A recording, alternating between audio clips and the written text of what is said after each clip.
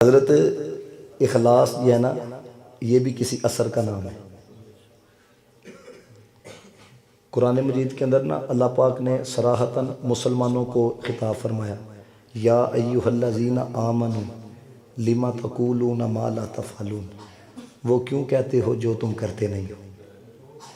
हमारे बड़े जो थे ना किबला फसाबर अली साबर साहब रहमतुल्लाह तआला अलैह, सादियाँ गल्लां होनियां तो लोगों ने आना। हले तक भी लोग गुफ्तगू जिन्होंने सुनी दी है ना, मेरे दादा जी ने सिर्फ एक वाकया सुनिया है। मैं जदों जाना ना तो मैनू यही सुनाते हैं। वो कह लगे वो भोपाल वाले आते नहीं सना साबर अली साबर साहब, तो उन्होंने ना एक कुलों के खत्म से वाकया सुनाया। वाकया कि सुनाया सी, हूँ देखो किड्डा सादा है लेकिन पैगाम देखो किड्डा वड्डा, क्यों इखलास ही है। तो आप दादा जी सुनाते कहते हाफिज़ साबर अली साबर साहब कहते एक जड़ा ना सप इंज इंज होकर जा रहा सी, जो बंदे एक अल्लाह वाले ने देखे उन्हें क्या सीधा हो गया टोर।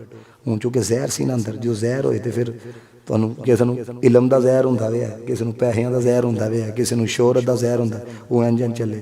उन्हें क्या सीधा होकर चल रहा, हूँ जहर सी अंदर नहीं, वो सीधा होया गया। वो जो वापस आए तो बिल्कुल सीधा हो के ना वो जनाब मरिया दा पिया दा सी।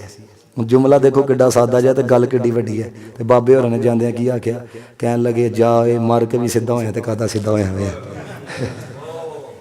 समझ आ रही बात की है, यानी ये इखलास था। मैं कहता हूं कभी आप पढ़ो ना बुजुर्गों को कि हमारे बुजुर्गों के अंदर रंग किस कमाल दर्जे का पाया जाता था, फिर आप ये जो हम जाहिर जिन जिन का देख के हजरत हम कहते हैं ना ये बड़ी पहुंची हुई सरकार है, फिर आपको पता चले कि हजरत हमारे बड़ों के अंदर रंग किस तरह का पाया। इधर आप किसी को समझा के देख लो, किसी की तरबियत करके देख लो, यकीन करो कि वो 2 मिनट के अंदर आपको अपना बता देगा। मैनू समझाना पे, मुझे समझा रहे